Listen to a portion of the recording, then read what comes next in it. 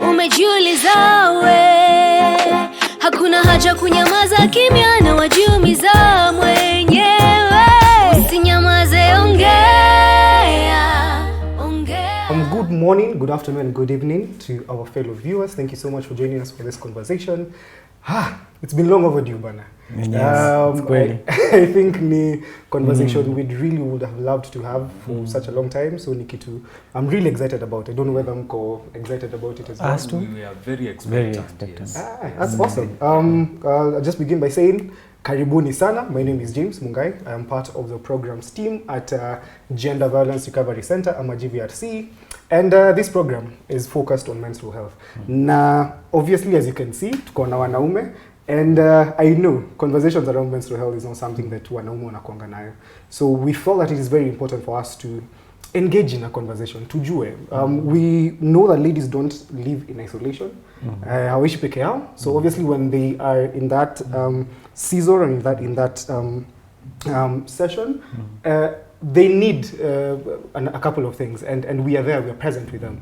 So it's important for us to have this conversation. So before hata niendelee sana, thinking excitement niko nayo about this conversation. So we'll just have a round of introduction. Utatuambia your name, tell us where you work, a little bit about what you do, and I think I'd want to introduce something interesting.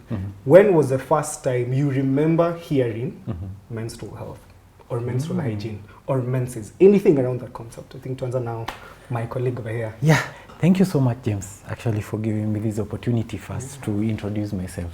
My name is David Kanyanjwa. I work for GVRC, that is Gender-Based Violence Recovery Center. I'm actually working in Nakuru, which is our county, and I am a case manager, actually, treating and also counseling and also giving psychosocial support to survivors of gender-based violence. And I guess there was that other question you asked me. Yeah. The first time I, interacted with that word. You can remember.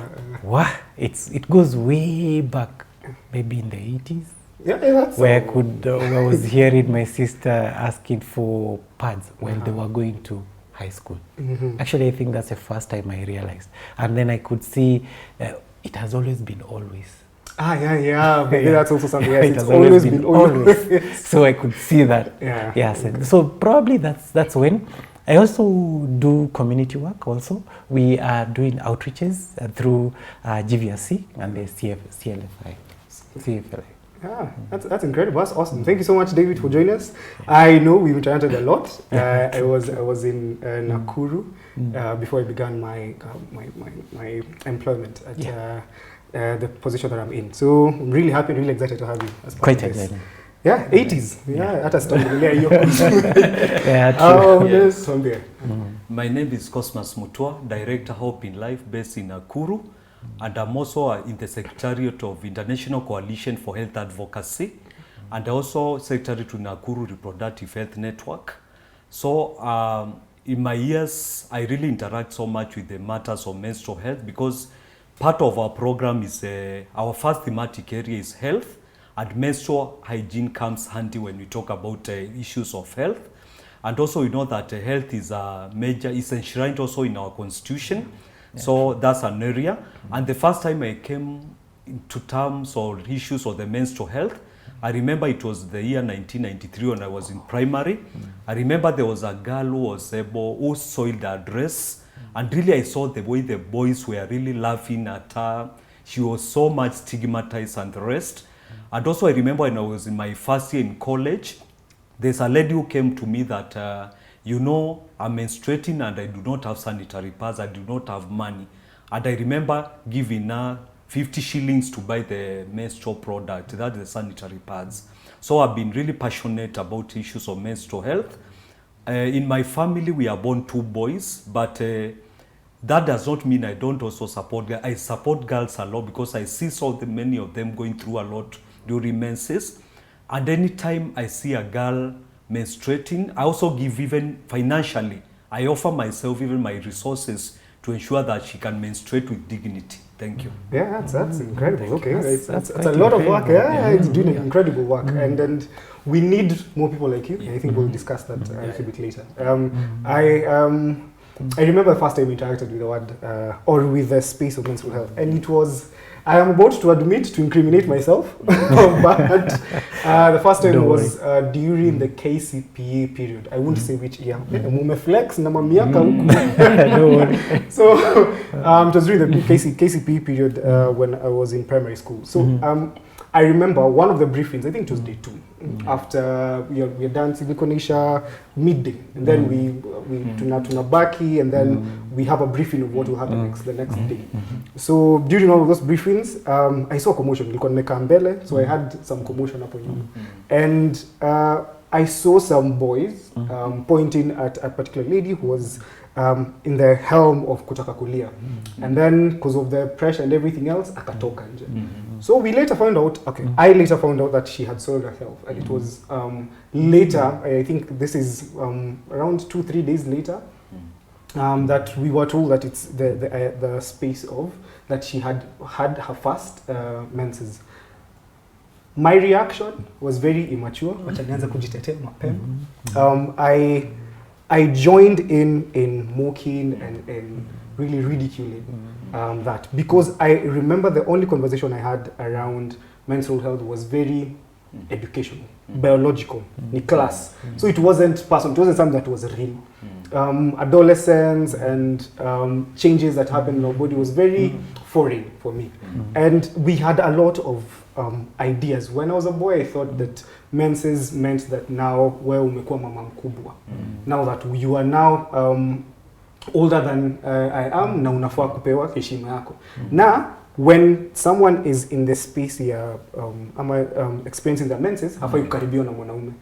So I was just trying to think that I'm not the only one who had such myths. I'm not the only one who had such ideas. So I really want to know what are some of the things that you remember were discussed, or were some of the myths that we grew up with as wanaume. We know that probably ladies had this conversation with their sisters, with their mothers, with their aunts.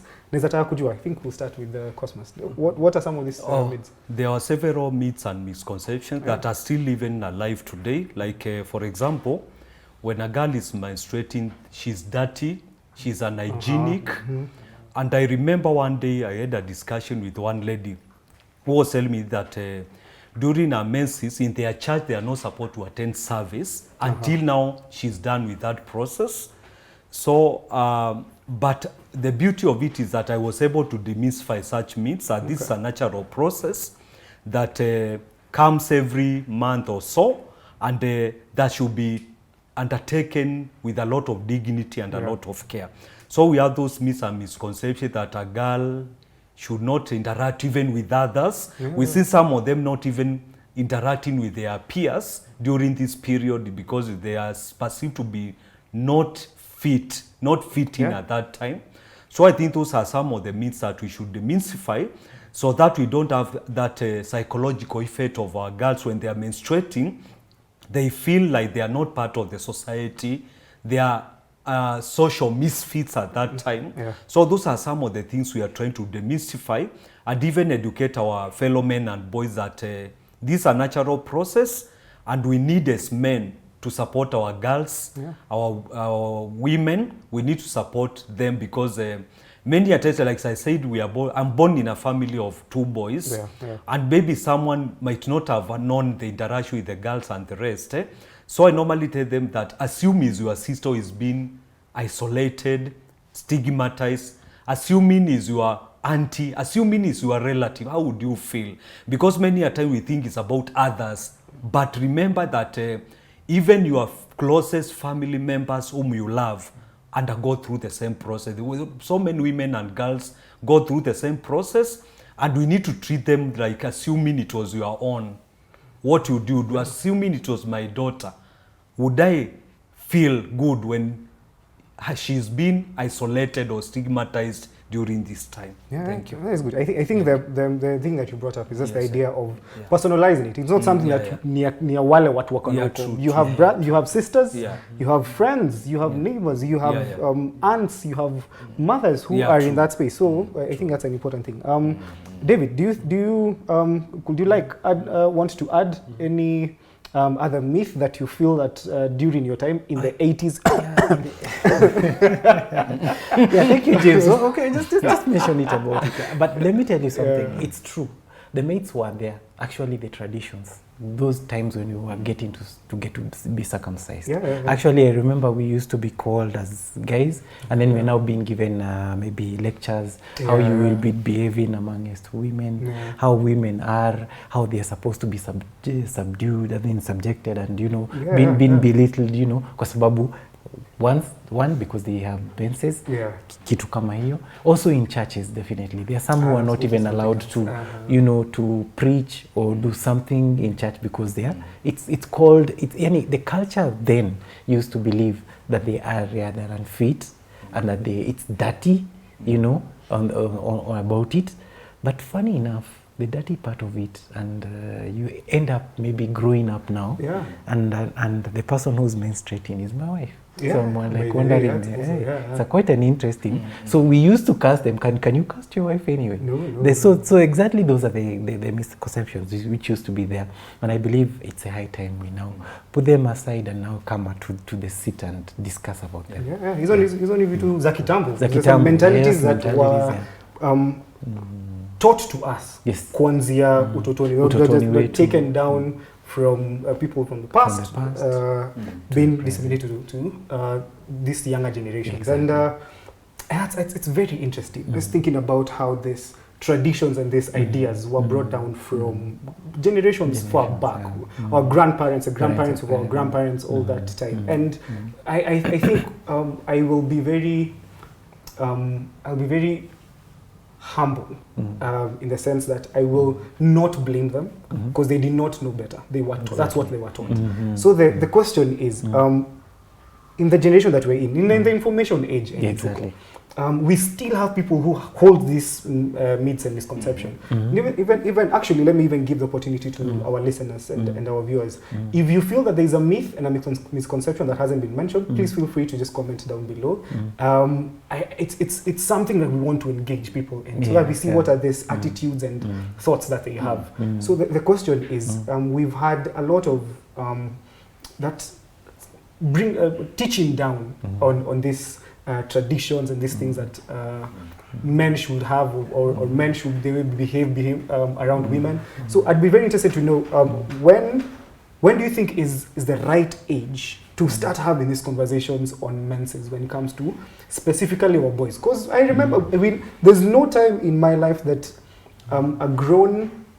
a person who's a father figure or a mother figure, or my mom or my dad, sat me down and told me, by the way, these are menses, this is how you should treat. I have a sister, I am a sister. These are the things that you expect for her to do. These are the things that you need to have. I didn't have that, and didn't have the privilege of that. So I'd be very curious to know, when do you think is the right time to have this conversation? Now, let's say for me, since the 80s is when it would have begun being told exactly. Because I wouldn't have asked, mbona sisi tunapewa pesa kidogo na wao wanapewa pesa mingi ya kwenda kununua wa shopping, sijui wanunue shopping yao, kwani ni nini hizi wananunua? So if I would ask that when I was young, then definitely I would expect somebody will explain to me 1, 2, 3, 4, because I already have the information. Once the information has hit someone or the young people, as young as that age, whenever they ask, that should be told to them exactly, that your sister, your auntie, your who cousin is different, and they will be having this and that and this is how we're supposed to respect. Probably even in school, when you go to school, you will see some people who will do 1, 2, 3, and then of course it will not, you can't tell them you go laughing or you go doing this. It's a natural thing. So I think the conversation should start immediately when this information gets to them. Of course, you can't just go bring a 5-year-old kid and you're like, hey, tafadhali, ukiona mtu akona, please.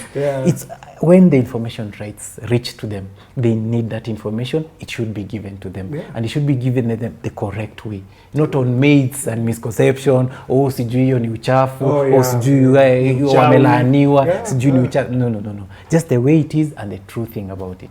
That's what I feel. Okay, so okay, it's true. It should be given, one, age appropriately. Number two, when they are curious. If they are old enough to ask about it, then they are old enough to know.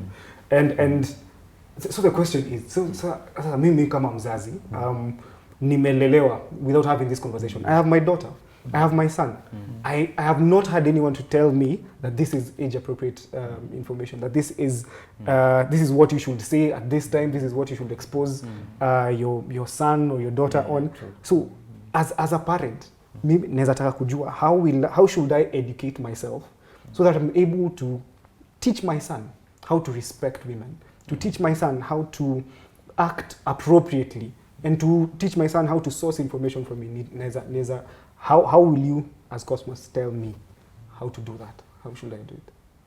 What I normally say that charity begins at home. Yeah. So what is there is that we need, first of all, to be empowered, because you cannot expect this man who is a parent. They can only transmit the information they have. So it's first of all having that information, accepting that this is a natural process and we need to support our women so that the parent can pass the same information to the child. And as David said, it needs to be age appropriate. That is, as you say, you cannot take a very young child and tell them about menses and the rest. We know in school there's health education in schools, whereby they are taught about the bodily changes and the rest. So I think that's an opportune moment for the boys to be taught about the issues of the menstruation, how to support the girls and the rest, because it focuses more on the reproductive organs and the rest and that. So they also need to incorporate the issues of menstrual hygiene and the role of men and boys to support our sisters, to support our women on matters menstrual health, whereby they need also to be taught on how to respect the girl. Because sometimes, as somebody say, the menses can come maybe at the time that the girl was not expecting. The girl does not deserve to be shamed or done that because she has mess on herself. We know the case of a Baringo school where a girl committed suicide because of naming and shaming by a teacher and the rest, which also trickled further to the fellow students. So I think those are quite unfortunate incidents that we should avoid, and we can only avoid when we teach our men, our fellow men, our boys, that menstruation is a natural process, it's a godly process that needs to be respected, and we need to support the females, the girls and the women to overcome or to go through the process in a dignified manner, and we need to support where possible. And that also will bring the aspect of support, menstrual hygiene support. Like what I said, when I got a girl who needed sanitary pads and I gave my money, she didn't have the money to purchase the sanitary pads, and I did it. That can only be done by someone who understands about menstrual health and who has that capacity to understand that we need to support our girls and women during this process so that they don't become victims of gender-based violence and the rest, because we've seen a lot of young girls and women being abused because of their own menses. They need the sanitary pads. Then this man shamelessly takes advantage of them because they do not have the money and the rest. We need to safeguard our girls and women to ensure that no one takes advantage of them during this time, and to ensure that they get the right products and they're able to manage their menses in a dignified manner.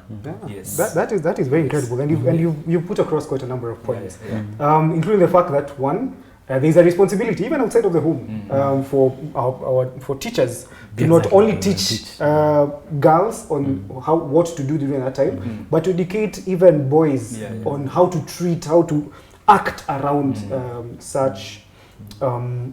How to act around ladies and girls during that time. It is sad that someone's life was lost because of naming and shaming, and I am embarrassed to be associated with that kind of environment. And I know better. I know better because I've allowed myself to learn, and I'm really grateful for the people who are around me. Something else I'd like to mention, and you brought up a very important point on the intersectionality, the link between menstrual hygiene and violence, and gender-based violence, and we at GVRC, that is Gender Violence Recovery Center, that is our key mandate, that is our goal, that is our bread and butter, that is the thing that makes us wake up in the morning, to create a society where there is free, where it's free from gender-based violence. So David, you told us that you've worked with GVRC, or you are part of our team. Yeah, true. I'd really want to know where is that intersectionality? Have you interacted with survivors who are linked to menstrual health challenges and the gaps that are there? And we'd really love to know. You know, I was taking breath to just tell you, like, definitely this is what I do. This is my daily thing.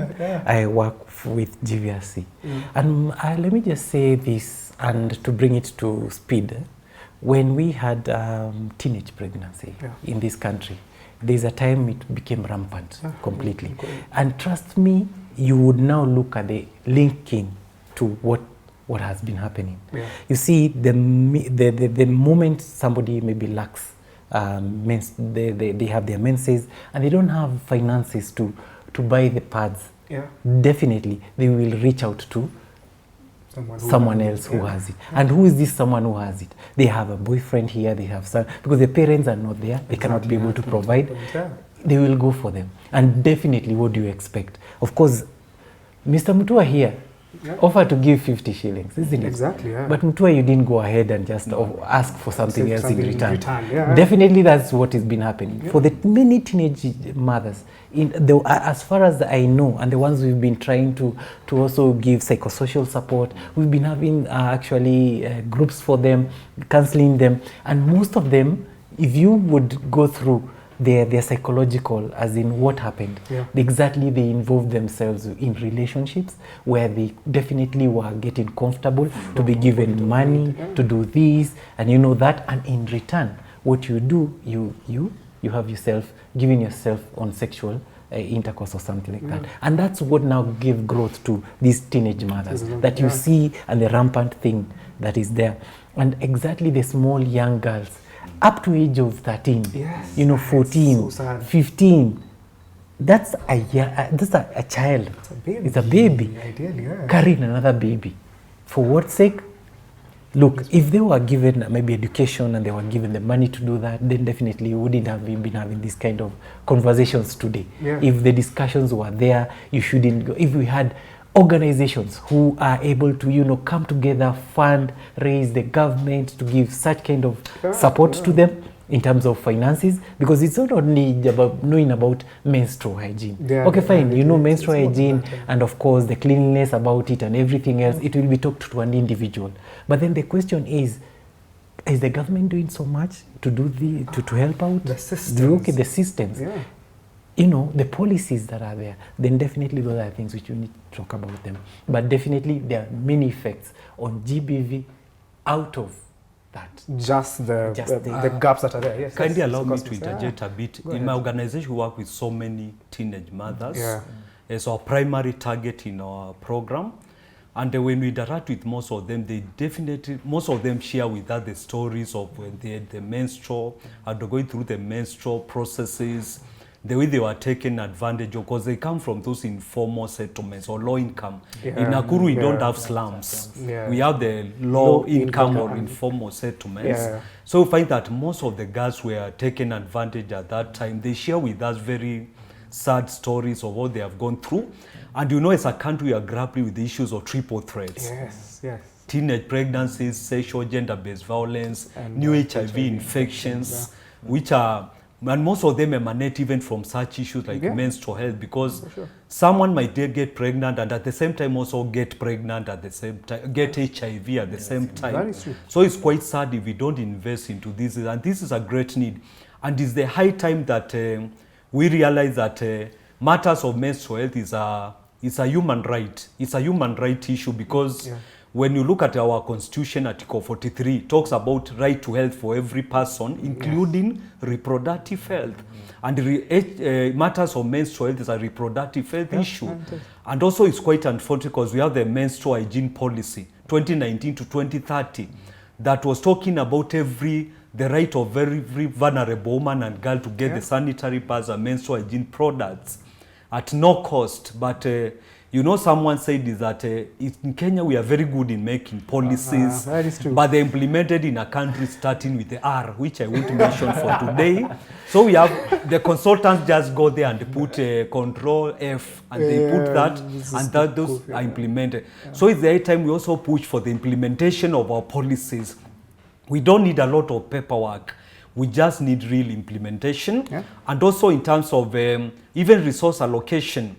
When you go to we know health is a devolved function. Yes, it is. And when you look at most of our reproductive health budget is very minimal.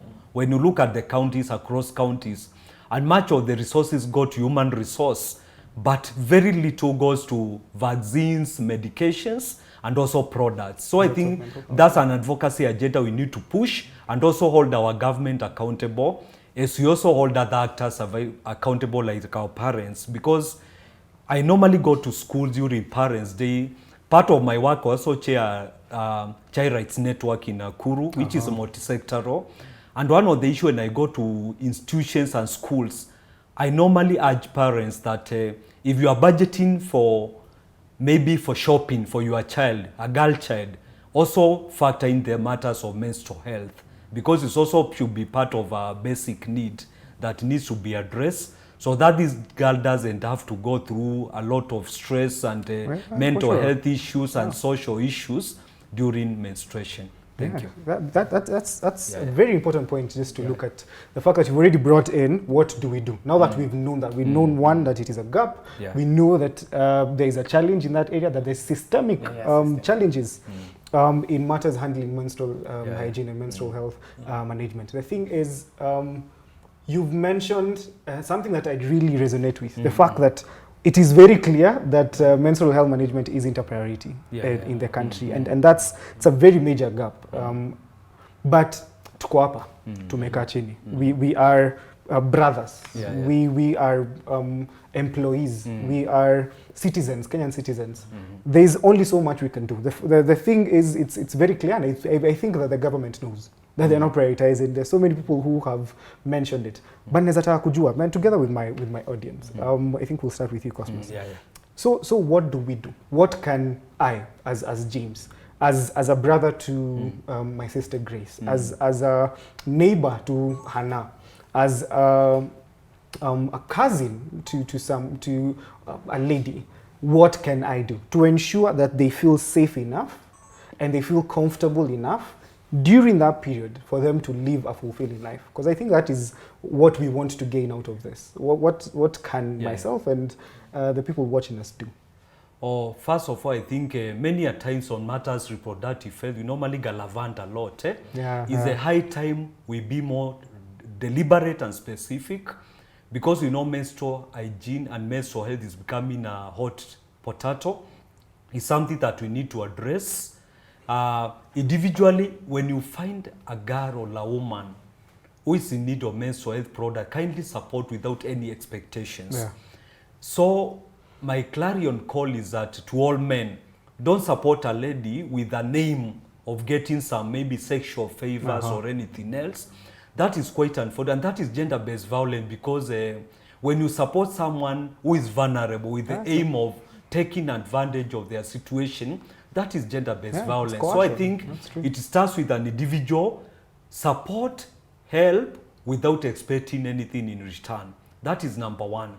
And also, as I said, the next role is also to our institutions, because we know there are some lead partners who give sanitary pads to schools and other institutions, but we've had cases of mismanagement of the same products, whereby they are not shared the way it's supposed to be shared, whereby even sometimes some schools, administration take them away and do not give to the deserving girls and the women. So it's about being responsible for whatever little that we get. The other thing is about even it's about our teachers. let us demystify matters of menstrual health and menstrual hygiene, so that all our pupils, the children in school, support each other, so that we avoid cases of what happened in Baringo, whereby we had to lose an innocent life because of shaming and naming and stigmatization during menses. So even the learning institution have a great role. I want to applaud some teachers in schools that I've gone to certain schools where you find male teachers who give out testimonials.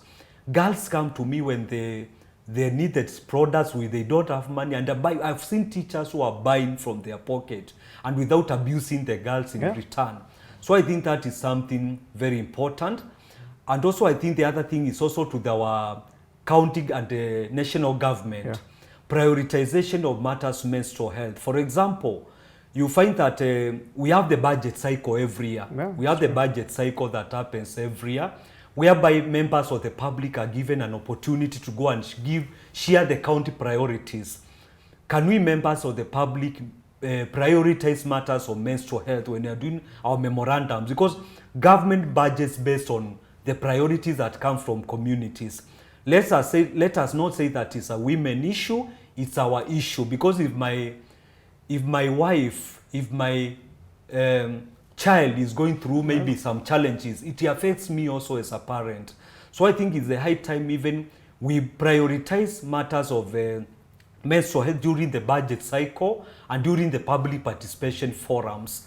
The other thing is about also giving our government sleepless nights, because we know we have the menstrual hygiene policy that is in place. 2030 is not very far, it's very close.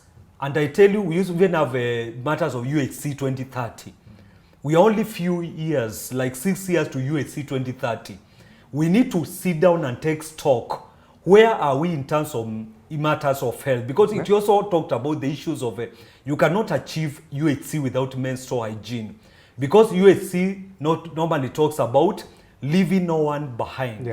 Leaving no one behind means even that girl who is menstruating and needs menstrual products needs to be addressed for her to say we are achieving issues of UHC. And we cannot achieve UHC 2030 if we still have women who are menstruating in unhygienic manners, using products that are very inhumane and the rest, and we say we are achieving UHC. So even for us to achieve UHC 2030, kindly let us invest in matters of menstrual health. And I want to be extra cathedral as a pope. Kindly, our government needs to prioritize matters of menstrual health, because it's quite sad when we see what is happening. We know Kenya is among top 4 countries in matters of the sexual gender-based violence. We are top 4 in Africa. We have matters of new HIV infections from 10 years and above. We are top on matters of such matters, HIV infections and the rest. And it's quite unfortunate to be on top for bad reasons. Kenya is normally good on top for good reasons, running, athletics and the rest. But we should not be on top 4 for bad reasons. And I think that is quite unfortunate. We have resources within and resources without. Our problem as a country, we have a sickness we call DDS, donor dependency syndrome, that everything, even a condom, has to be purchased by a donor. That is quite unfortunate. Even menstrual hygiene products, we are expecting the project we are talking about to give our girls. Funny, and yet we have a government and we are middle-income country. That is quite shameful, for lack of a better word. I needed a better word, but I cannot get it at this moment. It's quite shameful if we have to depend on a donor to get menstrual health products, or something that we needed to have budgeted for in our annual budgeting and in our CIDP. The county integrated development plans and the rest. We need to prioritize matters of menstrual health so that we really become proud as Kenyans.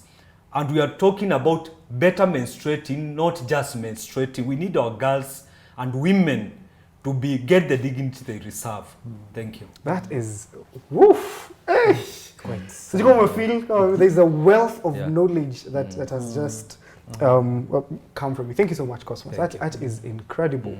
I will not want even to dilute that. We would get into a lot of these things, but I just want us to just get Our final words, final say. I think the thing that I want to take home today is let's talk about it. Let's put it out there. Let it not be just something we leave our leaders to talk about or leave other people to speak about. Us as men, it is very important for us to talk. Yeah, James. Yeah.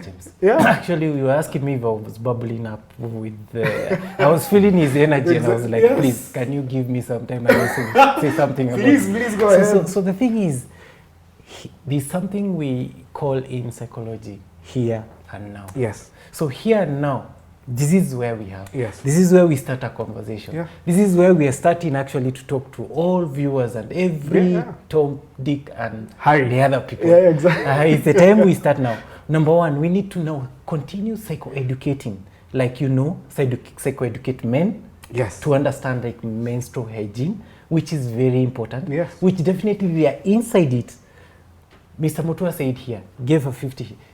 That giving of Nenio, he was involved. Yes. Every that is man involved. in Yeah. every home that gives a budget to buy an always or a Nenio, he Prioritize is directly involved. Yeah, for so sure. the thing is, it's a high time we started conversations like what we've just started now, talking about it, and also making sure that whatever Mr. Mutua was talking, now we need to talk on top of our voices. Yes. To tell the government, like we need this here and now. Yeah. And exactly because definitely when people go to legislate, they start saying that the ni mambo ya wanawake. Exactly. So, Yeah, so that's we also need to something else, also go in public forums, Spaces, yeah. spaces. Like the other day, we had these the killings, Yes, the femicide. femicide. Yeah. Definitely, men came out, even Yes, in yes, large we had that. numbers, Yeah, for and they're sure, like, yeah. no, they were involved. Yes. Because definitely they are the people who are perpetuating. Yes. Definitely. And even right now, they're the ones who perpetuate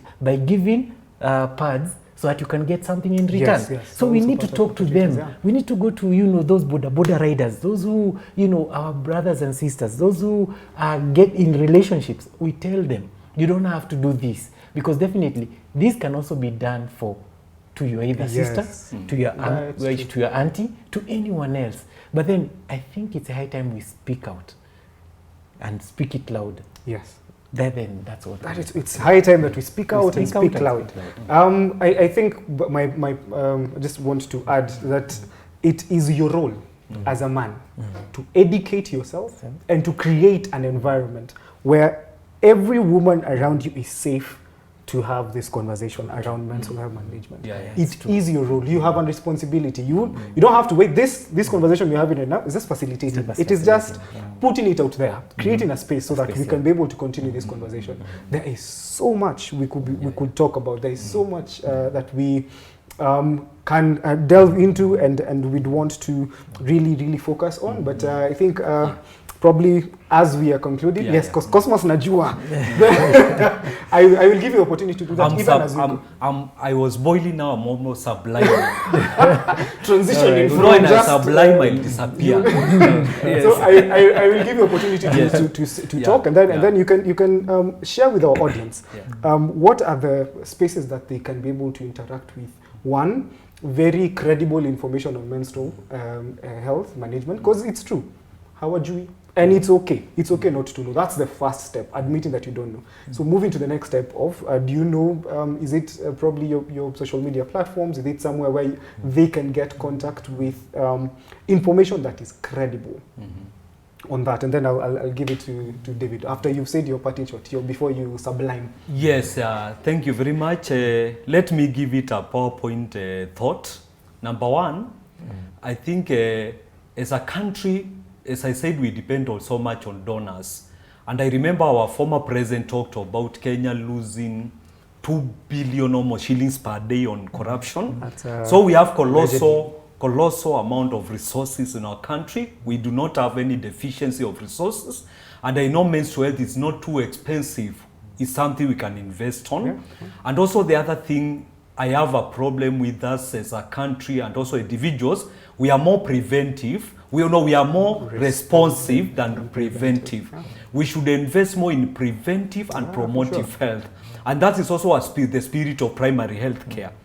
We be more preventive and promotive. Let us not wait until our girls are getting teenage pregnancy because of menstrual health issues, new HIV infection, sexual and gender-based violence, and when we are up in arms responding. Let us be preventive by having the right policies in place, right products in place, and all that. So that is something that is very key. And I want also to applaud the GVRC program. It has been very instrumental in terms of addressing matters of prevention of gender-based violence, which matters of menstrual health is also part of it. It's quite fortunate we have such a program. And as I was engaged in the trainings, because I do a lot of consultants also on matters of menstrual health, the women could really give testimonials of so much they didn't know about menstrual health. Just imagine, even how to put the pad. David was there. Some said we didn't know why we were getting leakages, even during and using the pads and the rest. Some didn't know even how to use the wiping. From where to where. The hygiene. It might seem to be something very simple, but many of them said, I didn't know why I was getting infections and all that. And they didn't know why most of them were getting infections. Like after menses, they get some infections and other things. So I think this is a program that is quite timely. And if this information can percolate means sink deeper to the community, and we make more disciples of menstrual hygiene and menstrual health issues, I think we'll help so many women who go through a lot of this stress during this time. So information is out there. We have the likes of GVRC and other platforms. Every place we have the gender clusters that people talk about matters of menstrual health. We have the reproductive health coordinators in every sub-county. So, and we also have facilities. If you don't have an office for reproductive health, every facility has someone who can help someone who is going through maybe matters reproductive health that are related to menstrual health and the rest. So there are so many platforms. And also, my other call is that we avoid issues of self-medication. Because we have so many women and girls, when they get some complication, they go for self-medication. They need to go to the GVRC, to a health facility, and they are going to get quality health care and the rest. Because we also got some women who shared about their stories of somebody said they've been menstruating for more than 2 weeks, which is abnormal. Should know, because the right menstruation will be 2 to 7 days, at least the normal. When it goes further, it means that this is a medical issue that needs to be addressed. So I think these are very timely projects, and I want to pray to God that more resources can be channeled to the same, so that now it upgrades the program to another level and even to reach more counties and the rest. So I think information is out there. We need to just encourage and make more male disciples who will share the same information, so that we can have our girls menstruating in the right way. And the other thing, as I said, is that my part in short is that let us not tire talking about menstrual health, because even in the Bible there was this woman who was being denied her inheritance right and kept going to the judge every time.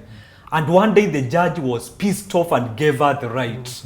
So let us talk about it again and again and again, until the government, until our president will have sleepless nights and say, let me allocate resources for menstrual health, the way he's doing for housing and other things. Thank you. That is very, I cannot touch. That, all I will say is that because of such conversations with other men, with ladies who are open to have very open conversations, I am better now. Myself, I am better. I do not think the way I thought during that period in KCPE. I have a better understanding. I don't know it all, but I am better. And I believe that it is very possible for every man, every boy watching us to have a change in their attitudes and their behavior. And we are pushing it for it to be prioritized at the higher level, but you have a role. You as a man can prioritize it at your level. So I will give this final opportunity to David to just talk a little bit about the program, and I just want you to focus on what are the points of information that people can have, especially when it comes to GVRC. We know we have a lot of areas where people can get information, so I just want you to tell my brothers and my fathers and the people out there on where to get it. Now, number one, this is where we are. We say it here now. Yes. We are having this conversation now here. Yes. We will be putting it to our social media platforms. Yes. Then definitely on those discussions. That's where, number one, you would really would wish you were in this panel. And definitely, maybe next time, we need to involve also the political people in the political spaces. Yeah. I think it's a high time we took it to another level, rather than from the organization level. I think Mr. Mutua has said that we have been having this syndrome for the longest time. I think it's a time now we plugged in the county people coming in these discussions that we're having. We know in such kind of forums where GVRC are also giving it out, and the CFLI. Those platforms are where we need that information being given to them. Again, if at all you have any issue that you need to maybe find out exactly about this education, you can come to GVRC. We have 9 branches within the 5 counties in Kenya. Yes. That is, we're in Mombasa, we're in Meru, we're in Nakuru, and we're in Kajiado, and we're still doing 13 other counties in terms of programs. And definitely this program was also in Nakuru. And I'm saying, if you really are interested, then definitely for this information to get to reach you, then definitely keep watching, of course, GVRC platforms in terms of Facebook, YouTube, even Twitter space. We will always get that information there. That is good. And for you who've interacted with this information and you're wondering, there's some questions that you have that you'd really want to know more about, and you're really not sure where to get this information. We've talked about getting physical and going to one of our branches, as he's mentioned, talked about interacting with us in the social media platform. But we also have an opportunity for a more anonymous way of contacting us, and that is our toll-free number. We have a number that you're able to call, toll-free, meaning that you don't have to have credit, you won't get charged for it. So the number is 0800 720 565. That is 0800 720 565. And again, you can see the level of excitement that we have as men to have this conversation.